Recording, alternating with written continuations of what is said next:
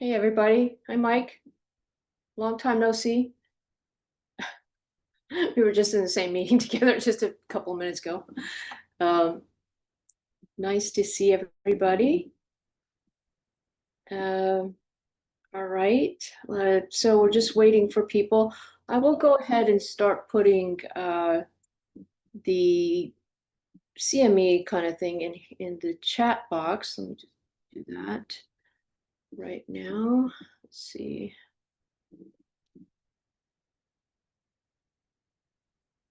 Okay. First, I'm going to put in the QR code, but you have to use the Jefferson app and you have to be registered to use this code. So I'm going to see Jefferson app to this CME code. Okay.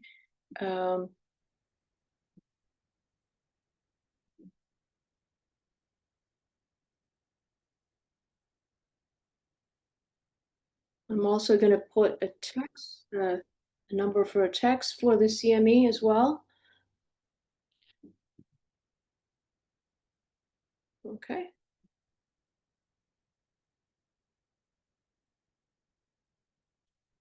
There's a lot of new names and faces, so welcome to the group, and people are still certainly joining.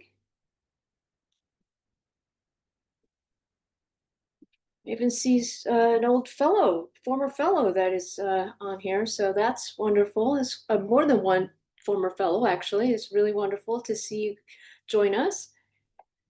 Um, Yay! Hey, June, how are you? One of our former fellows, now at Hopkins, doing well. Um, okay, so we'll just wait a couple of more minutes and then we'll just go ahead and start. Okay. And I will put the CME information again at the end. So I know the chat, you can't see the whole chat. So if you join after I put any information in the chat, you won't be able to see it till later. I mean, you'll miss it. So I'll put it again at the end. Okay. So just a couple more minutes. And Rebecca, I see you're on. Can't remember if Jenny can make it today. Jenny texted me that she's in clinic and will not be able to make it. Actually, Hey, I see. hey, Oh, there. Marumi. Yes, I Can you see. hear me? Sorry. I'm Yes, staff. I just saw your message. Sorry. Yes. That's okay. I'm staffing resident clinic and they're going to start very shortly. So I'm going to listen in between if I can. Of Sorry course. about that. Yeah. Thanks. Do you speak Spanish, Jen? Un poco. Okay, because the lecture is going to be in Spanish today. I'm practicing for a talk. All right. Well, I will put my 12-year-old on then, who knows a lot more than I do. Muy bien. See. That's great. Okay. Just pulling up something here.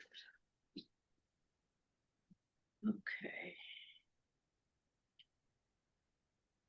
All right. We'll just wait one more minute. 1:04 we'll start. Okay. People are still joining. Okay, so welcome again to the Cornell group. I know you're new this year, so thank you so much for joining. Really, really happy to have you.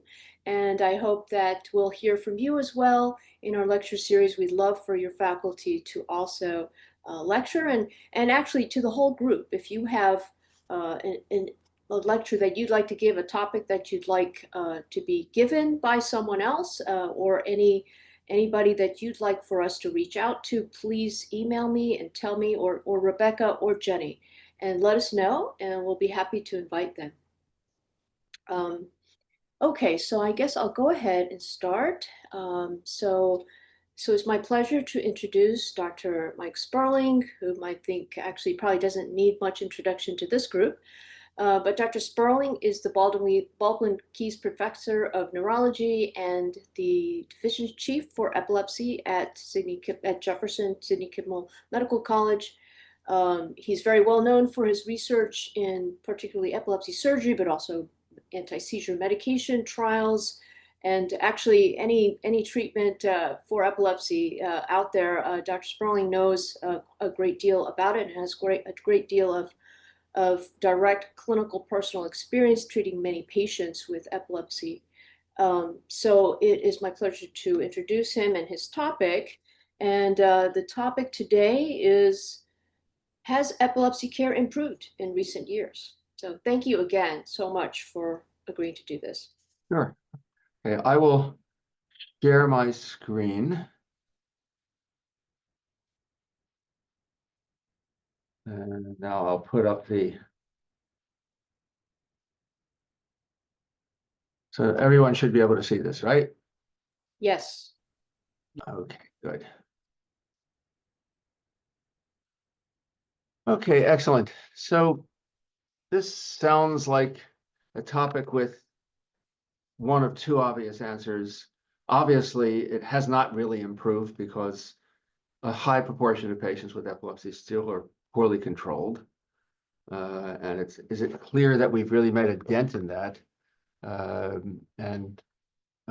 the answer is yes, we've got all these new techniques that we can apply for treatment. But again, one could ask the question, are these techniques really better?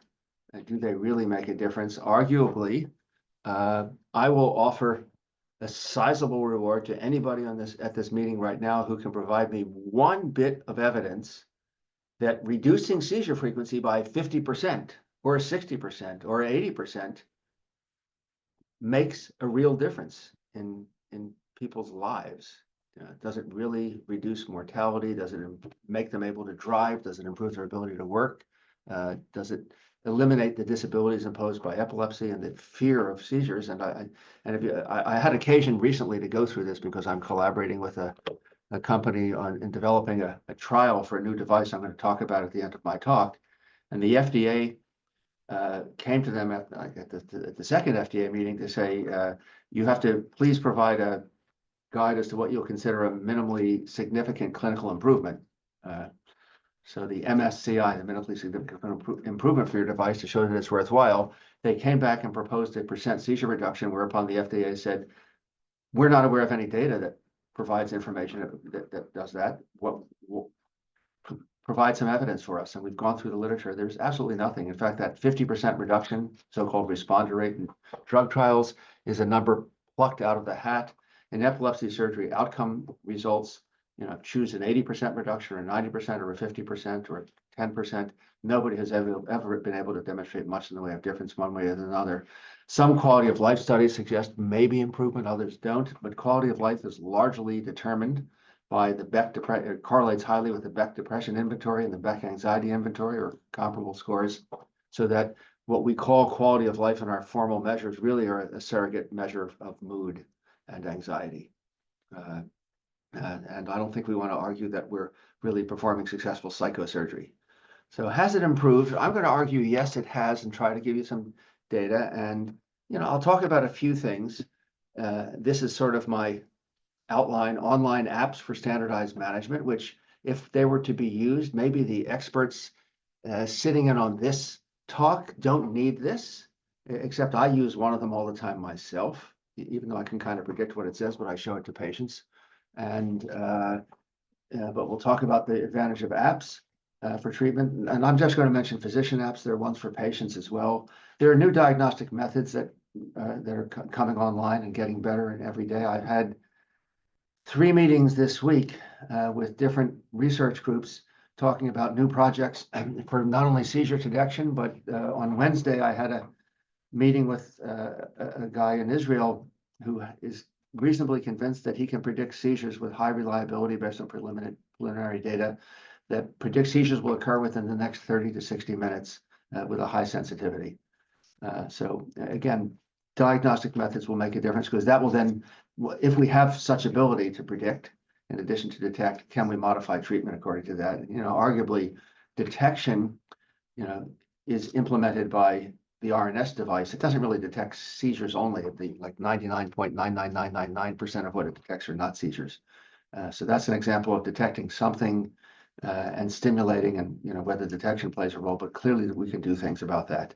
There are new drug therapies, and one could argue that most of them really don't make much difference, except maybe for side effects. But there's some evidence that newer drugs may be of benefit. There are some new surgical treatments approved here. I'll show you one that's approved in Europe, and a clue as to one thing that's coming down the pike that looks very promising. And we can talk about biological markers as well, which I'm not really going to due to lack of time. So these are some online programs for management. EpiPic.org is one that I was involved with the development. This is a program that uses guidelines and expert opinion to assist physicians to classify seizures and prescribe medications. If you were to simply go to this site, you can put in information about your patient, and what it does is it uses individual characteristics, the age, sex, comorbidities, and seizure type to help you select drugs, and then it gives a hierarchy of the best drugs for this patient: tier 1, tier 2, and tier 3. There are 4 published papers that in the literature on this project, and in fact, the last paper by a Hungarian guy named Haddadi, he's in Denmark, looked at 400 patients from an epilepsy clinic who were started on drug at a university in Hungary. And in fact, the patients who retrospectively were started on our tier 1 drugs had the best chance of remaining on drugs, so highest retention rates and highest probability of seizure freedom. Our tier 2, second best, most patients did second best, and tier 3 and below, least recommended drugs, were least likely to remain on drug and also least likely to be seizure free. So sort of a post hoc validation. If you take this app, apply it to a bunch of patients who were just treated however based on clinical impression, and now you go and look at what happened to those who were started on the drugs we thought were best, second best, or third best, it actually correlated with outcome. So that's a nice tool. It takes about 40 or 45 seconds to use, and once you've used it a bit, it's much faster, and then there'll be a lot of circumstances that you'll know you won't even have to use it anymore. But it's good. It's especially designed for people without great expertise who are new to the field in epilepsy. But even those of us who have experience like myself sometimes are surprised at what we see. Another good tool is the epilepsypredictiontools.info. This was developed by a Dutch group. Herm Lambrink, I think, led the effort. He started this as a PhD student. And this has started with a tool to predict chance of relapse after medication is stopped. So if you have somebody who's doing well and you want to stop the medication, it takes less than 30 seconds to input some data, and then it gives you a percentage probability of relapse in 2 years and in 5 years. And it also gives you the probability of having at least one seizure-free year in the next 10 years, which is almost always 90% or 99%. They've done well. I use this in front of patients all the time because I can then put the information in, hold my phone up to them. I have it on my home screen. You can just add it's a website, but you can simply add it to your home screen. I put the data in, I show them and say, this says you have a 47% chance of having a seizure in the next 2 years. Would you like to go off of your drug? And this is your probability in the next 5 years, and then they can consider it and give them a number. What it does is it really gives you this notion that the probability of relapse is probably unacceptably high for the vast majority of people, because I have very few patients who look at this who have a relapse odds better than 10 or 15% who want to come off of drug. So that the concept of seizure-free for 2 years, come off medication in adults doesn't work if they have a choice. In kids, it might. It also gives you a separate app. They've expanded it, the chance of developing epilepsy after a first seizure. What are the intellectual and developmental outcomes after surgery, and something in predicting outcome after epilepsy surgery as well. And they have a JME predictor. The third app is predictepilepsy.com. And this is multiple tools. It was done by Marian Galovic and his group in Zurich, initially looking at predicting epilepsy after stroke, and they've expanded it now to hemorrhage, brain trauma, brain tumors, and others. And there are a bunch of links at the bottom of their open homepage for other tools, because I'm not listing all. And then the Cleveland Clinic has a wonderful set of tools for all sorts of diseases. You can go in there and look at outcome from various kinds of cancer or heart disease. And also there's some related to epilepsy and epilepsy surgery primarily. So those are things to look at. I would encourage everybody to look. We're moving towards standardization in medicine. It's kind of ridiculous that somebody can come and see 8 epileptologists with a new onset seizure and get 2 answers as to whether or not they would start medicine or not, because some will say yes, some will say no. Most of us, I think, will say, these are your odds. What would you like to do? But then there'll be, of the 8 doctors, there'll be 3 or 4 suggestions for medication. And maybe they're all appropriate, but it would be nice to have things standardized, and some are a little better than others. Can I ask a question on the previous slide? Sure. About these epilepsy prediction tools, what is this prediction is based on? Is it like coming from epidemiologic studies, or is it? Yeah, what they did for both of them, epilepsy prediction tools and predictepilepsy.com and the Cleveland Clinic, is they looked at large published databases of patients and outcomes with individual patient characteristics and outcomes to do that. So these are rigorously done in that way. Thank you. So, my gut feeling is that epilepsy prediction tools for predicting chance of relapse after medication, it always seems to come up with a higher number than I want. But I guess the facts are the facts. The one place where it comes up with a lower number that I think is justified is their prediction of relapse in juvenile myoclonic epilepsy. For some reason, they've taken some papers that I think are a little questionable in their results, and they tend to underpredict the probability of relapse, but it remains high nonetheless.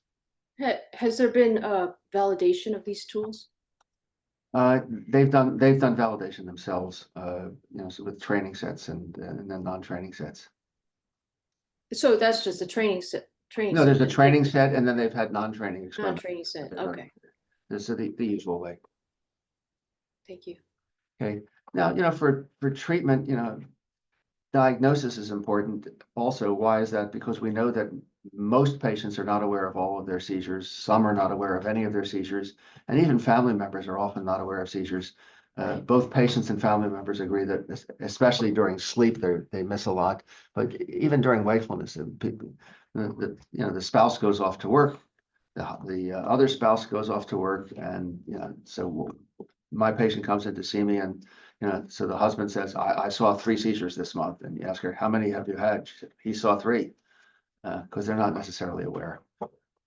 So what's come into play are some devices. What looks nice and easy are these wristband things. So Empatica has ones. There's actually a new one. I just realized I have to change the Embrace 2 because there's a new version of the Epi monitor that Empatica has. It tells time in addition to showing a blank screen. A blank face, and there are different ones. There are some programs. The smart monitor, smartwatch Inspire uses accelerometers on Apple or Android watches that send an alarm, and these all are set so they'll trigger an alarm. They'll trigger a phone call or a text or an email or all you want. EpiWatch is another company that just got some FDA approval. I don't think it's out just yet. We've collaborated with them at Jefferson in collecting data. It's it's basically a company from Johns Hopkins with engineers and neurologists at Johns Hopkins. Greg Krause has been heavily involved with this, and there's a paper that should be coming out relatively soon. It's been submitted now on this for detection sensitivity. The problem with these devices is that they're only good at detecting seizures that are convulsive, so tonic-clonic in behavior, occasionally non-general bilateral tonic-clonic, but still vigorous motor it'll pick up, but ones with less active motor activity and those with minimal jerking and shaking are completely missed. So these are good for tonic-clonic seizures, but tonic-clonic seizures is the type that people are most likely to know that they've had. Even if it's happened in sleep, they wake up, they realize they've wet the bed, they've bitten their tongue or cheek, they feel exhausted, they have a terrible headache. So it's nice and alarming. And if I had somebody living in my house who slept in a bedroom down the hall, to have this on the wrist at night while asleep, so I could get an alarm up, a tonic-clonic seizure is occurring, I can run down and make sure I'm with that person and stimulate them, whatever, because there's evidence that reduces SUDEP rate, or that SUDEP rate is lower in people who have bed partners, so somebody there to interact with them. That may be helpful, but things need to be a lot better. There are some EEG devices coming on for detection, and the issue is going to be really patient tolerability. You can't have wires all over your head chronically.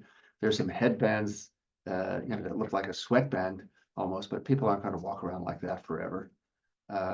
There are some smaller electrodes that can be placed just behind the mastoid, so they're pretty hidden.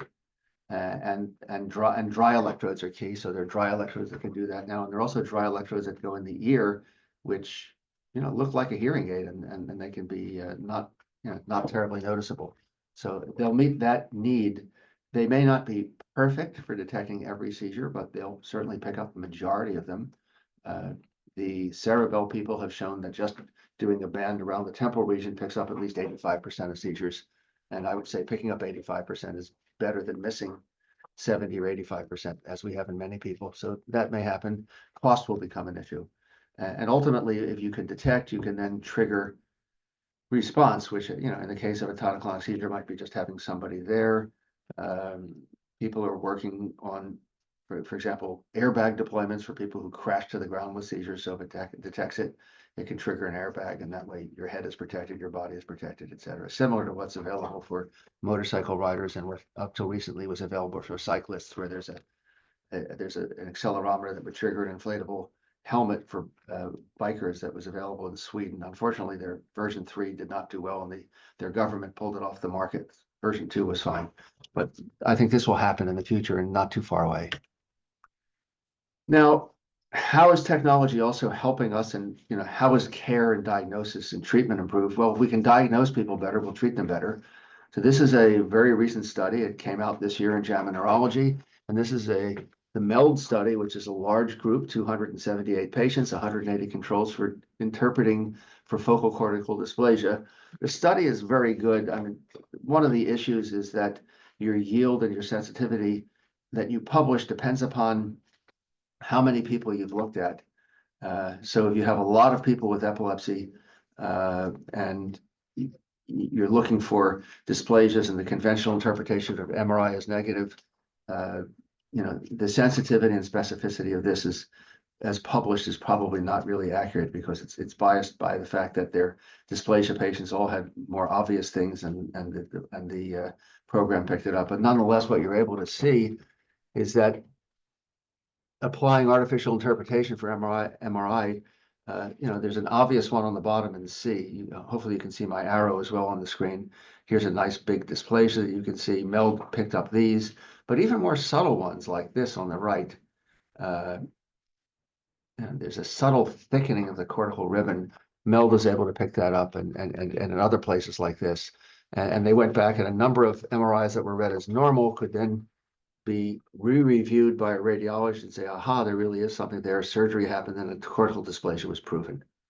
So I think radiology is moving into AI pretty quickly in a number of domains where AI can highlight areas of particular interest, and then radiologists can look at it, as can we neurologists and neurosurgeons.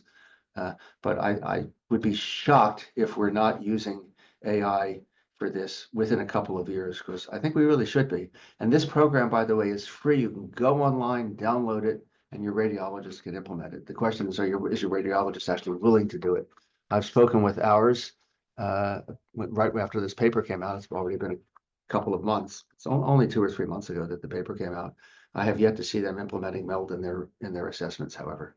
But this is something that I think will improve our treatment, because if we can identify cortical dysplasias and localize them well, we'll be able to offer surgery more successfully. So this will clearly impact. So that's an improvement. What's another technique that's now around, and this is available in Europe already, and it has CE mark in Europe, and it's coming to the US. So these are 5 different systems for chronic subgaleal recording, where an electrode is placed under the scalp, but over the skull. They have any number of contacts ranging from 3 to 8. And what they do is offer chronic recording. As you see, there's a small device typically that's put over the ear, behind the ear, or even lower. The one on the far right, easy, is placed in the chest, but that's a stimulating as well as not only a recording device. And this can chronically record seizures and improve our ability to treat patients. The patient comes in and says, I'm seizure free. I don't know how many people who think they're doing well and want to drive want us to prove that they're not seizure free, but I think this will ultimately come for people who agree that they're not aware and they're not sure. We can send them out for months at a time, many months, record EEG and diagnose, and then alter our therapy based on this. And as I say, this is now being done in Europe. If patients are uncontrolled and we're not sure how often they're having it, and we want to assess response to drug, right now, the way we assess response to therapy is the same way that Houston and Merritt did it in 1939. We gave you the drug, tell me if you're better. Now we can have actually objective data. It doesn't hurt very much to put a subgaleal electrode in. There's a device, there's a cost associated. I think as more companies come on the market, price will be driven down. Most of the companies will not survive. And ultimately, this should lead to an ability to improve care. Another thing that can be done, and this is again approved in Europe, but not yet the US, although I think FDA is in the neighborhood of approving this company for breakthrough technology designation. So this company is called Neuro Event Labs, NEL, and their device they called Nelly. We collaborated with them at Jefferson. I worked with them in designing a trial in the US that the FDA is evaluating for approval here.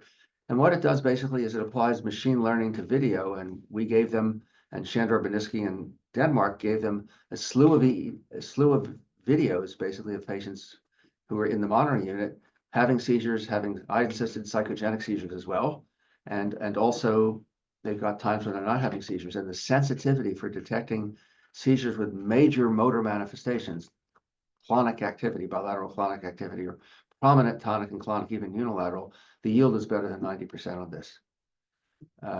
And it can also detect things. So it uses pose estimation in one, and on the right, it shows respiratory rate. So it can detect alterations in respirations, and they can actually pick up heart rate too, through changes in pulse. These are 3D video cameras that cost all of about $120. We have them mounted in the ceiling over our patients, which is why you can see that, over the bed there.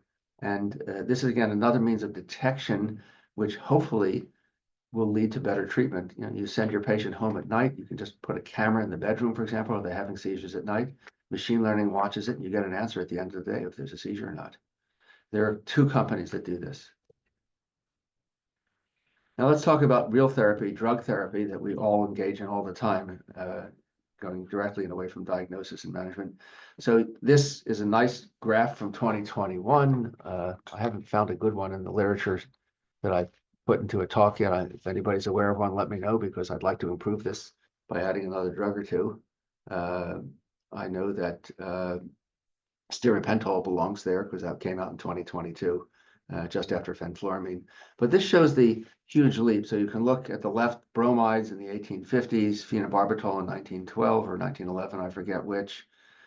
Then mephabarbital, was derived in the mid-30s, phenytoin in 1938. And then these other drugs came along, and then there was really a real gap in the 70s, late 60s and 70s. Valproate is shown back here, but it really wasn't approved in the US until 1979. We didn't have it. And clobazam, again, was approved around 1980 or late 70s in Europe, but we didn't have it until 40 years later in the US. So this reflects international approvals. And for that matter, carbamazepine was approved in 1965 or 66. Somewhere down here. But it's interesting, carbamazepine was approved for trigeminal neuralgia. It only received approval for epilepsy in the 70s. And at that point, all the neurologists were using it anyway, so the FDA then approved it.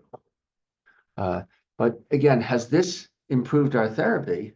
And the new drugs work by a huge variety of methods. So we had, the old drugs, basically phenobarbital impacting the GABA receptor, phenytoin, carbamazepine impacting sodium channels, the valproate mechanism, which is a little more complicated, and then ethosuximide and methosuximide and fensuximide, which used to be available, hitting the calcium, the T-type calcium channel. And we've got a lot of other things, right? So you'd think we'd really make tremendous improvement, but this was the interesting study published in 2018, and again in JAMA Neurology, which seems to be my favorite journal to cite in this talk so far, and we'll continue a little bit. Looking at drugs that were available in 82 to 91. So this is basically the pre-lamotrigine and pre-gabapentin age. 92 to 2001, lamotrigine, gabapentin, levetiracetam, topiramate all came out. And then 2002 to 2012, when even more came out. And if you look at the proportion of patients who the probability of seizure freedom, there was no difference. So we got an extra 15 drugs, and the outcomes were the same. Patients were not really more likely to be seizure-free. The treatment improved. Arguably, we're not forced to give enzyme inducer in a lot of people. That may be more favorable for bone health, although levetiracetam is not an enzyme inducer, and it's associated with an increase in bone turnover, if you look at the studies. Oxcarbazepine at lower doses is not, topiramate is not at higher doses. They both are associated with increased bone turnover as well. But also the range of side effects is quite different and tolerability is quite different. So certainly I'm not faced with the problem like I was in the late 1980s, where if somebody was allergic to Tegretol and Dilantin and they didn't respond to phenobarbital, I was basically out of drugs. For focal epilepsy, I could try valproate, it didn't work very well. I could try acetazolamide, but that was it. I was out of drugs. Or finasteride is one I used to use occasionally too, but that's crazy. So we have a much broader range handling allergy and side effects, but did it improve treatment with regard to efficacy? Not at all, though with regard to tolerability, yes. But there are two new drugs that have come out, newer drugs at this point, I should say, because cenobamate was in 2020, and when it hit the market, and fenfluramine a couple of years after that for treatment. And what we see was remarkable. This was a paper I published in Epilepsy in 2021. These are people who were placed on cenobamate as part of trials. So, and once they hit maintenance phase of doses, so this was the big phase 3 study. There was no randomization, just everybody went on drug because this was a safety study for this group of patients. And how did they do once they titrated up to 200 milligrams, or if they, whatever their highest dose that they titrated, if it was lower, but once they hit 200, they went in. And you can see for all patients, 214, greater than 50% reduction is 3/4 of them. Now, again, I would argue that that's drug companies like that, the FDA likes that. I think it's kind of pointless. 75% reduction, also possibly pointless, but I guess all other things being equal, I'd rather have 2.5 seizures a month than 10 seizures per month. A 90% reduction, 40%, and here during the maintenance phase, 13% never had another seizure over an average of 29.5 months. And then for people who's continued on the drug, which is going to select a little bit for people who did well, the results are obviously a little bit higher. If we look at seizure freedom, very interesting though, because during the entire maintenance phase, if somebody was placed on 200 milligrams a day and 4 days later they had one seizure and then never had another, well, they weren't considered as seizure free in this. That's why this is 13%. Or if they had one seizure, 3 months later, somebody raised the dose to 250 or 300 and then seizure stopped. You missed that. So this is forever. If you look at how they're doing on whatever dose they wound up on, so what percentage were seizure free? And again, look at the top graph. The bottom one, Bill Rosenfeld insisted on including in the paper. This is people who remained on drug, which I finally agreed to keep in the paper, but I didn't like it. So if we look at the top one, 25.8%, a quarter of the patients had been seizure-free for 12 months or more at the last visit. And the average was about 30 months seizure-free, nearly 30 months, I think it was 29. How many had been seizure-free for at least 6 months at the last visit? 35% for at least 3 months, 44%, and any consecutive 12 months, so had some period of at least 12 months or more without seizures. That was over a third of them. So this is something different. You don't see this with any other drug. And what I'm not showing you on a slide also is the retention rate for cenobamate, which in our center, we had a paper that was published in Epilepsy earlier this year. It's Ty Lushi is the first author on this paper, one of my colleagues here at Jefferson.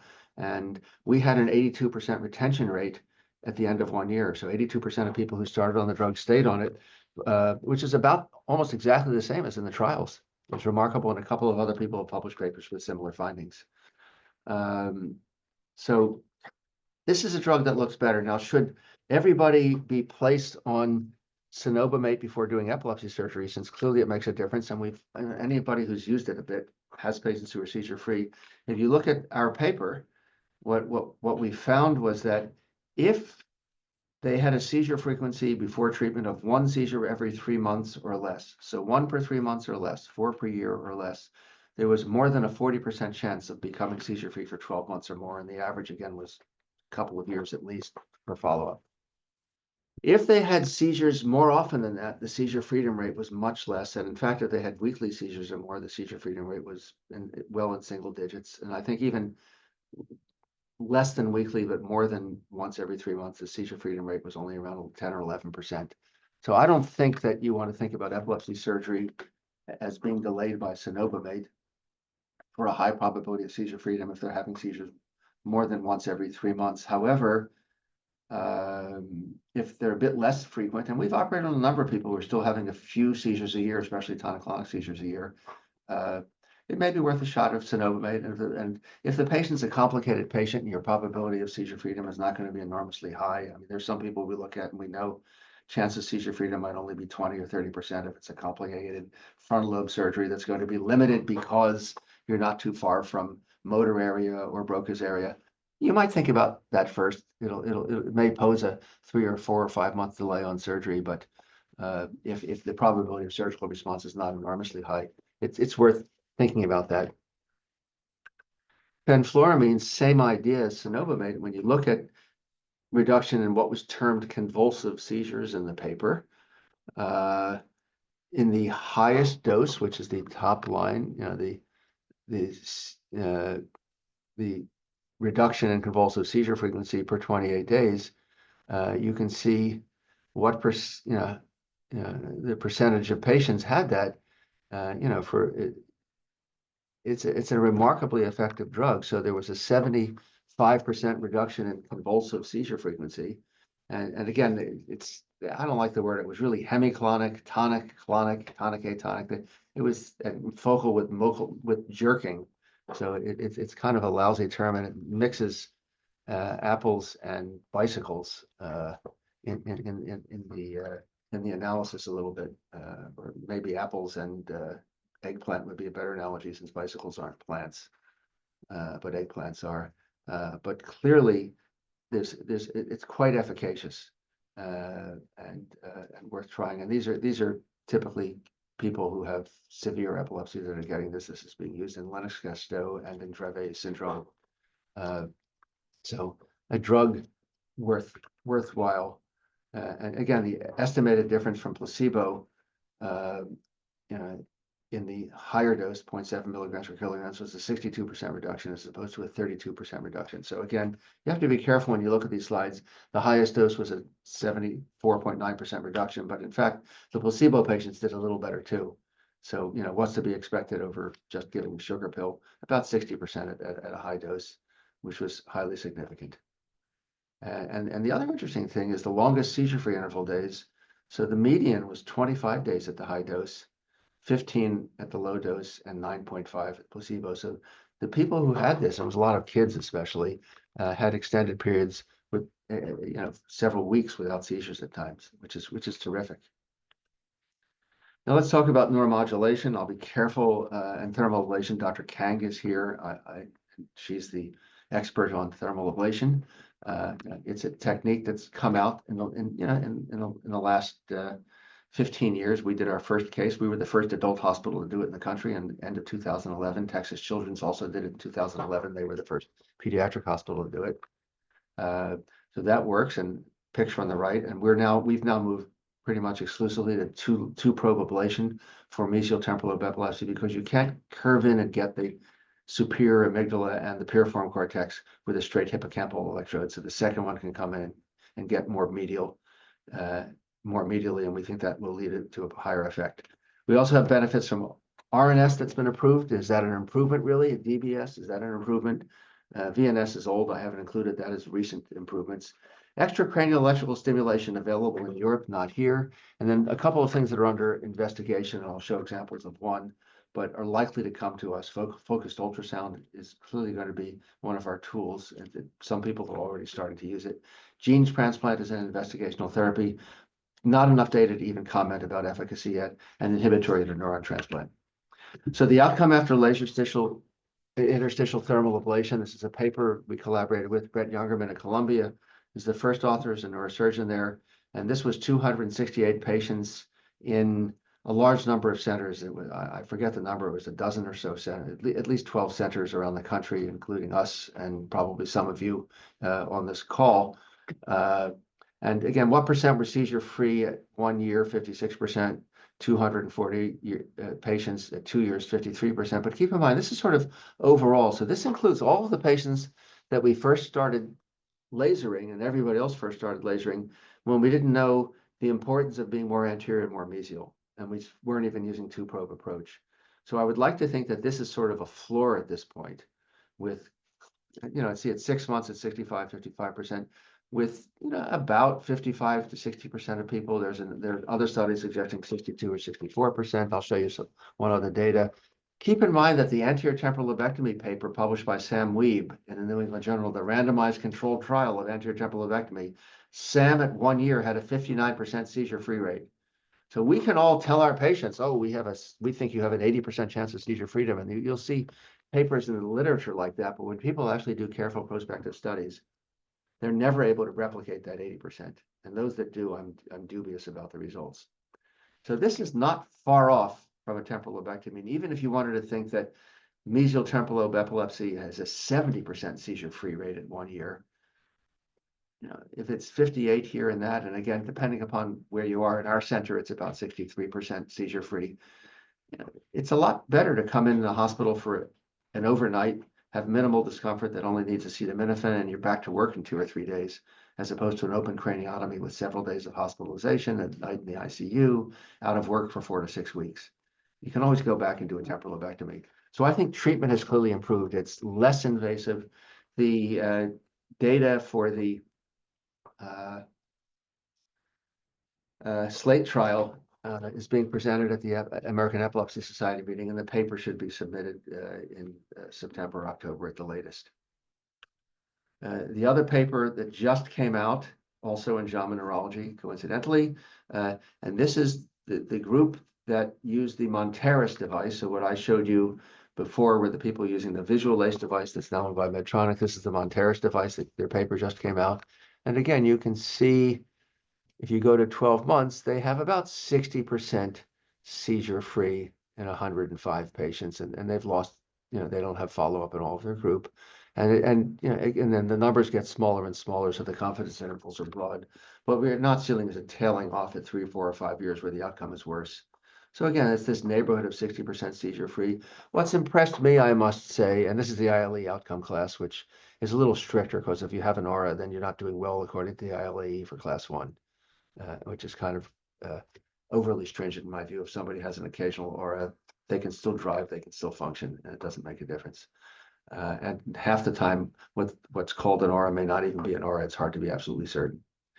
But in any case, what you can see here then is a nice response with this device. And again, I think it's a potent argument for continued. And I can tell you, I mean, the data will be presented at the AES, but the results for the SLATE trial are in the same ballpark. The RNS post-approval trial again shows, median seizure reduction. This is sort of long-term treatment and carrying forward. And the blue bar is really where we want to look here, and that is there's about by year 8 or 9, it's at 75% reduction. Even at year 2, you're at about a 50% reduction. And like every other stimulation paradigm, this treatment seems to improve with age, like a fine red wine or some fine red wines. So that's an interesting phenomena. And again, the number of people who are seizure-free in this study, this was presented for at least 6 months. So you have to be careful when people talk about seizure freedom, because you'll see it in the trial. 50% were seizure-free or 27%, and that trial was a 12-week trial. It doesn't mean much, but this is at least 6 months. 27% of people had not had a seizure in the preceding 6 months. So that's a pretty good outcome. When you look at the VNS and outcome registry and the DBS outcome registry, it's less. Okay. Now again, NeuroPace was involved with this study. They chose these. I could find DBS studies that show somewhat better results than this. But again, this DBS study is maintained by Medtronic, and the VNS study is maintained by LivaNova. So each company has its own vested interest in there. So I think the data is reasonably honest. So that to me is one of the reasons why I guess at Jefferson, many of us have been going to RNS when we can ahead of DBS, just because of that chunk of patients who go for extended periods of time without seizures. I don't think it makes people permanently seizure-free, except in the rare case, and maybe that would have happened anyway, that some people enter spontaneous remission. But what you can clearly see is extended periods of seizure freedom in some people. My best patient ever is a lady who has a giant osteochondroma growing from the petrous ridge into the temporal lobe. That's this massive thing that's occupying half of the space where the temporal lobe should be. We just slipped a couple of subdural strips, underneath her temporal lobe, one a little more anteriorly, one posteriorly, And she went for 2 years without a seizure, and now she has an occasional one, and then they go away for a year or two, and they come back and forth. I think in the last year she's not done so well. They're back to being more frequent. She's pretty old now. I think she's over 80 at this point. But it was remarkable. So the people who talk about having to precisely identify the epileptic focus, I can always look at my patient with this giant osteochondroma and say, we just kind of stuck electrodes around the temporal lobe, and it seemed to work quite well. The interesting thing about RNS, and it's true for DBS and VNS, and it's certainly true for epilepsy surgery, is that if you look at SUDEP, you may see an effect from these. So firstly, let's just talk about epilepsy in general. And these are 1,086 cases of SUDEP in New York City, Maryland, which one of you guys centers was involved with. I forget if it was Hopkins or University of Maryland, and UC, somebody from UC San Diego was involved. And they looked at incidences of SUDEP overall. And it was very interesting. If you look at this graph from 2009 to 2016, in general, the rate of SUDEP was declining. Okay, and you can break it down by city. The people from Maryland, you did the best. Congratulations to you. You New Yorkers did pretty well too, I guess. And San Diego was a little flatter for most of those years, except for the bias in the first 2 years. So it looks like there's been a decline in the incidence of SUDEP, and people are more attuned to it than they ever had been. So probably it was underdiagnosed 15 or 20 years ago, more than it's underdiagnosed now. What does this mean? It's not clear, but maybe the treatments that we've been employing in the past 15 years really are better, and we're treating people more effectively. And even if we're not stopping seizures dramatically, as I showed you, maybe we're reducing tonic-clonic seizure frequency and stopping them more often, because that's the strongest correlate of SUDEP. But that has to be proven. And the interesting thing is, while SUDEP deaths dropped, in this study, they looked at non-SUDEP deaths, neurodevelopmental anomalies, pulmonary congestion, edema, myocardial fibrosis. There was no difference in those. So this was a specific decline in SUDEP that was reported. And it's interesting. It's hard to go back and look at large data and know what the cause is, but it might be nice to think that maybe our therapies are helping a little bit. I don't know that resuscitation is a whole lot better, but maybe that's playing a role too. Now, what about cenobamate mortality? So this is a paper that we published, Bill Rosenfeld and a couple of other people and I, in 2023, looking at all of the patients who were in the SK Life Science database from trials. And we went through and did various death registers and tracked out who was alive, who died, and calculated mortality rates and standardized mortality rates. So overall, in 5,500 person years of follow-up in these patients, with a duration of follow-up from 36 to 88 months in 3 trials, there were 23 deaths. All patients had focal epilepsy, and only, I think, 100 patients had generalized epilepsy in this whole series of over 2,000 patients and their generalized epilepsy trial. So the mortality rate was 4 per 1,000 person years, which is pretty good. I mean, it's sad that it's that high, but actually, when you think of what the mortality rate is in people with uncontrolled epilepsy, it's considerably higher. It's typically around 8 or 9 per 1,000 person years for intractable focal epilepsy. And again, what were the main causes there? You can see SUDEP was in 5 of them, pneumonia in 4. Some had tumors that were ascribed to death. I don't think none were CNS tumors, by the way. A couple of motor vehicle accidents and 2 suicides. Again, so nearly 10% of the deaths were from suicide in epilepsy, a common figure. The standardized mortality ratio was 1.32, but the confidence interval, you see, not significantly different from the general population.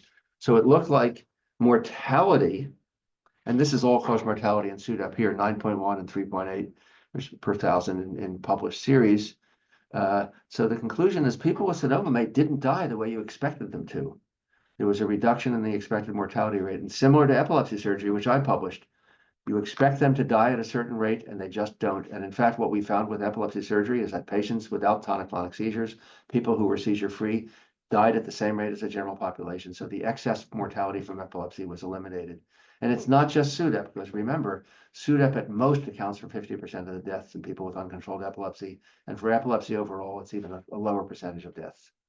So it's a reduction not only in SUDEP, but the other causes.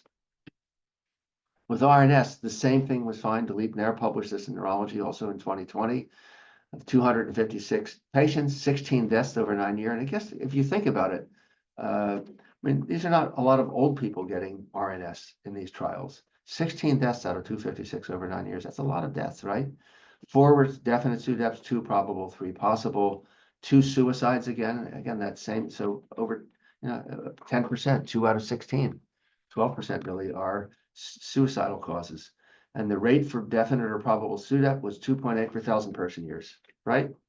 So again, lower than expected. And this was the comparator group, 9.3 for sure. This is from my paper, I believe, and 6.9 for the placebo arm trials. So lower than expected.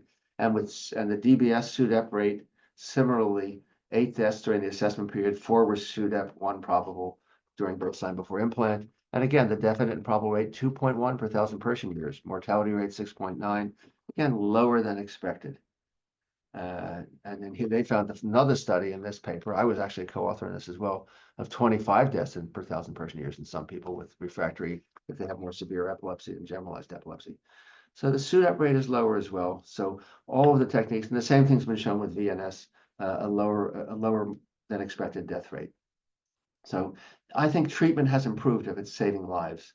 Lastly, this is a treatment that has been available in Europe since last year, and the company is called Precisis. The device is called EASE, EASE.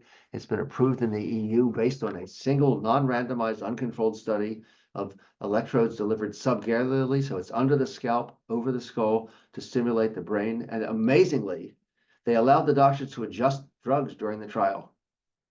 I don't know how this was approved based on that, and why JAMA Neurology took it is for that matter. But in any case, that's what the electrode looks like. There are 5 contacts and a pseudo-Laplacian electrode. The central electrode is the cathode, the other the anodal sources of stimulation. And it gives direct current-like stimulation, cathodal pulses of 2 milliamps for 20 milliseconds with equilibrating pulses of 100 milliseconds duration for a total of 20 minutes during the day. So they get 20 minutes of DC current. The rest of it is AC current, high frequency stimulation. 4 milliamps maximum. It has to be sub-perception, so patients can't feel anything. Biphasic symmetric, 100 hertz. Pulse width is 150 microseconds. Trains of 500 milliseconds duration every 2 minutes. So it's a quick thing. And there's an on-demand feature, so if patient feels an aura, they can turn it on too. There was a 1 month baseline. They response assessed in 1 month at month 6. And again, there's so much variability. If you're only measuring for 1 month, that's a problem, and they could adjust drugs. But what did they find? And on the right is what happened with regard to seizure frequency, median percentage reduction at baseline, recovery, and then once stimulation started here. It took 5 months, but by month 6, there had been a 50% reduction. Here it was about 30%. Here it was 60%. That's what they found overall. And if you looked at the individual patients and their responses, you see 3 had 100% reduction, meaning in that 1 month, at month 6, and it went down in few. This is a lot like the RNS graph that was published in the original RNS paper, which showed a few people increasing and most people decreasing somewhat. And if you want to look at a 50% decrease, it's all of these. If you want to look at a greater than 100% increase, which is the equivalent of a 50% decrease, it was none. So it looked good. The 2-year outcome data that was just published in Epilepsy in May. So I can't give you a volume number and page number because it's just online right now. But you, again, looking on the left, individual patient response, and again, response in the last few months only, you can see a number of people had rather dramatic reductions and others along the way. And again, if you look at seizure type focal aware, a marked reduction. I don't understand this quite honestly. Focal unaware or impaired consciousness, as they're now called, more than 60% reduction, and for focal to bilateral tonic-clonic seizure, about a 50% reduction. So there will be a trial. If any of you are interested in participating, email me because I'm going to be the national PI and I'm helping select sites. So if you think you're interested, let me know. And because I have a meeting next week with somebody that's consulting with the company to help select sites.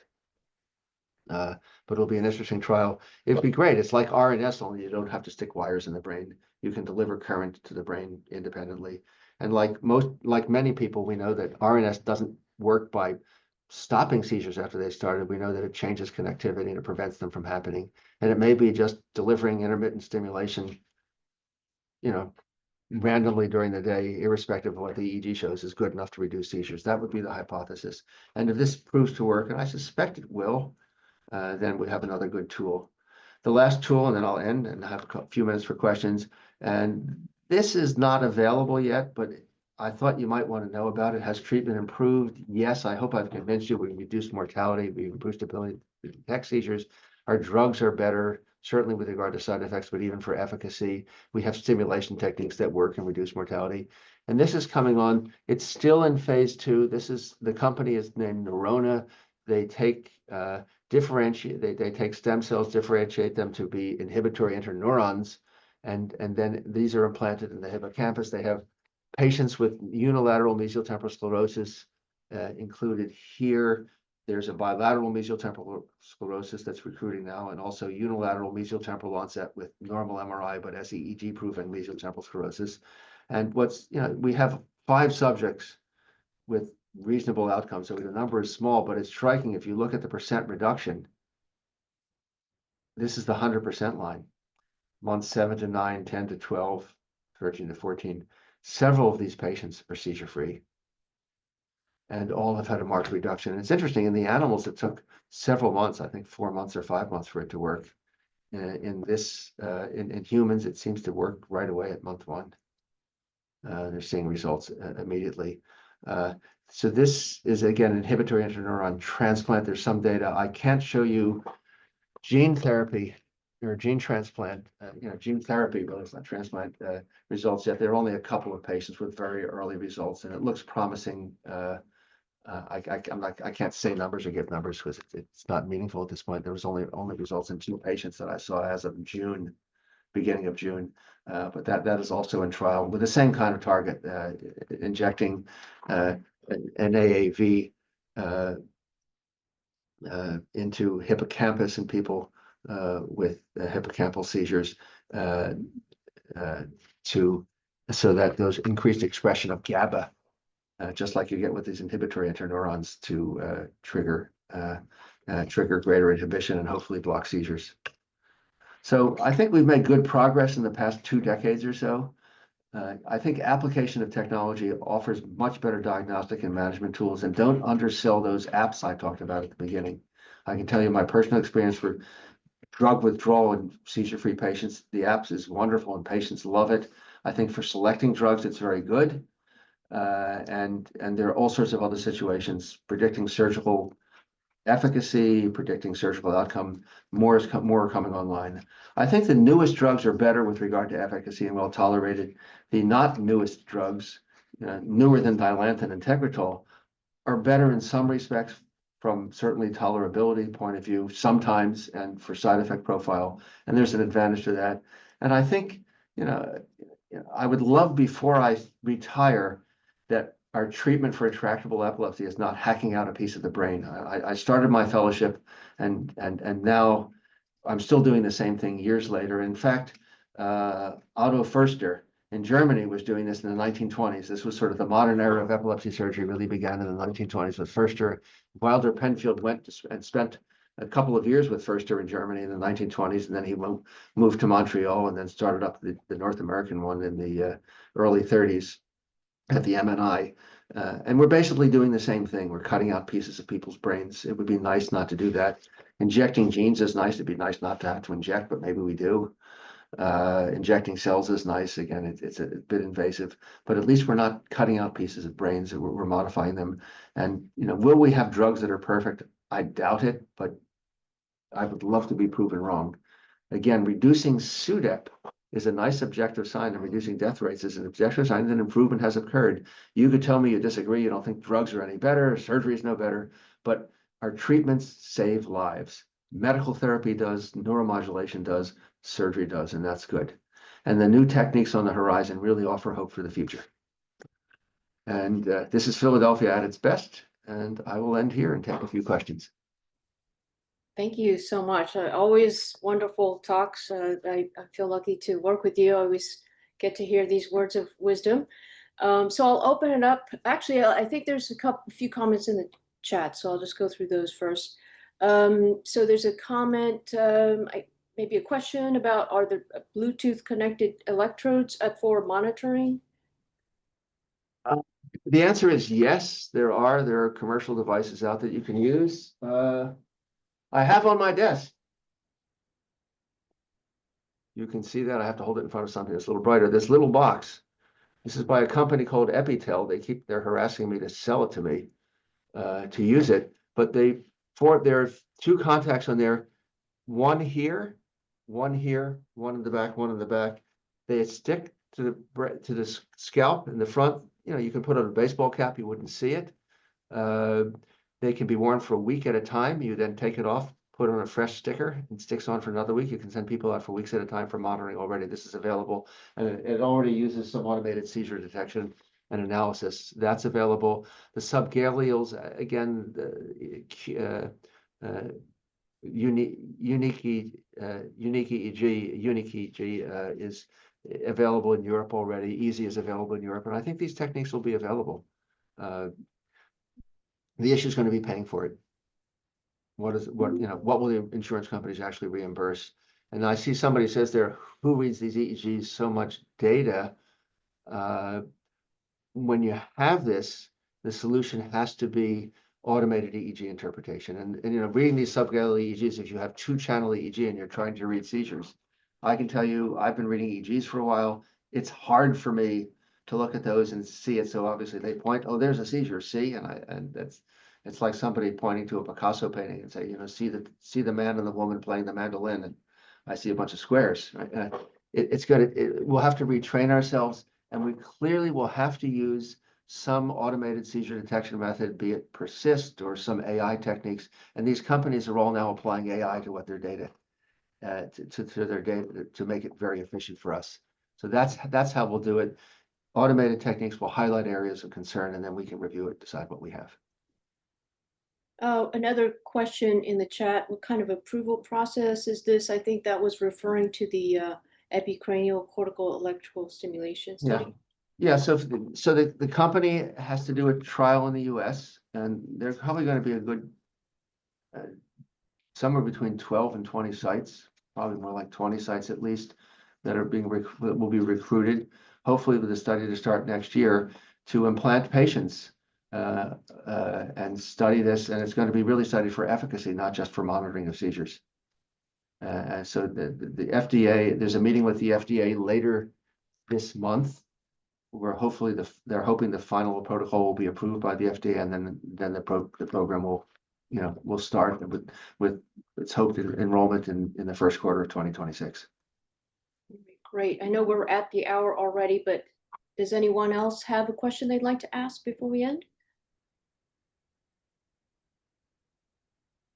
Okay. All right. Well, thank How you. are they reading Oh, the yes, go data ahead. in Europe? All this data, there's so much subgaleal data. Is that just automated reading? Is there a physician interpretation?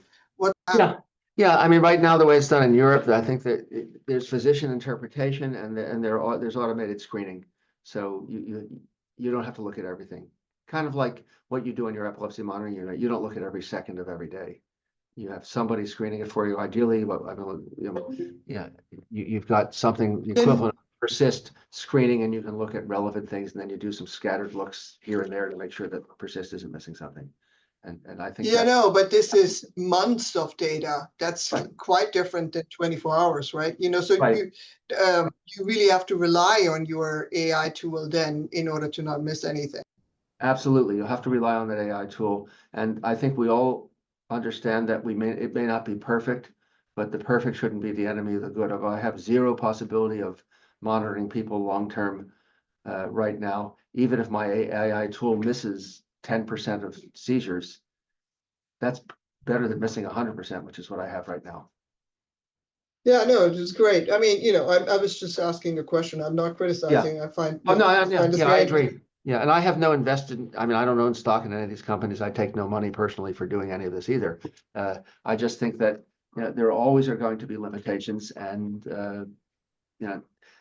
and when a technology is new, it's not going to be as good as when it's later. I mean, think about it. If Wilbur and Orville Wright came up to you and said they wanted to give you a ride in their airplane, you'd say, well, it only flies for 59 seconds. Where am I going to go? Why would I do that?